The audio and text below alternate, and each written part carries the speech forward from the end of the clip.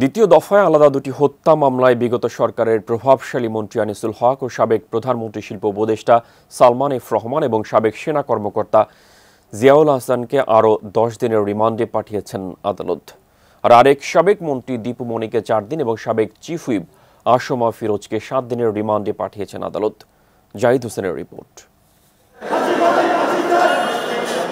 বিভিন্ন মেয়াদে রিমান্ড শেষে শনিবার সন্ধ্যায় আবারও আদালতে আনা হয় সাবেক আইনমন্ত্রী আনিসুল হক এবং সাবেক প্রধানমন্ত্রীর শিল্প উপদেষ্টা সালমান এফ রহমান, সাবেক মন্ত্রী দীপু মনি, সাবেক চিফ হুইপ আসমা ফিরোজ এবং সাবেক সেনা কর্মকর্তা জিয়াউল আহসানকে।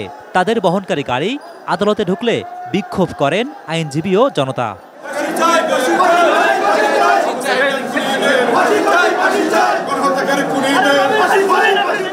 আদালতে উভয় পক্ষের শুনানি শেষে সালমান এফ রহমান, আনিসুল হক ও জিয়াউল আহসানকে নিউ মার্কেট থানার একটি হত্যা মামলায় 5 দিন এবং লালবাগ থানার আরেকটি হত্যা মামলায় 5 দিন করে মোট 10 দিনের রিমান্ড মঞ্জুর করেন আদালত।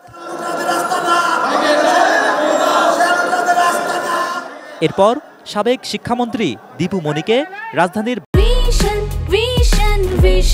100% কপার কন্ডেন্সারে তৈরি ভিশন ফ্রিজ, তাই গুণে মানে অটুট থাকে বছরের পর বছর। বাড্ডার সুমন শিকদার হত্যা মামলায় 4 দিন ও ভাটারা থানার আরেকটি হত্যা মামলায় জাতীয় সংসদের সাবেক চিফ হুইপ আসমা ফিরোজের 7 দিনের রিমান্ড মঞ্জুর করেন আদালত। আমরা চাই ন্যায় বিচার, আইনের শাসন। এখানে যারা আসামি হয়ে আসবে তাদের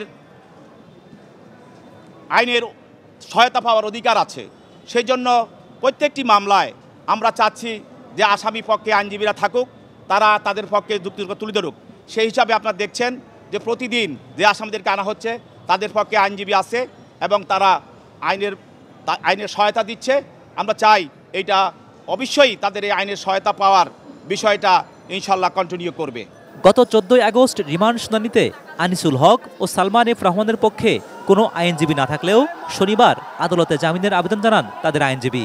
তিনি দাবি করেন অভিযুক্ত আসামিরা নির্দোষ।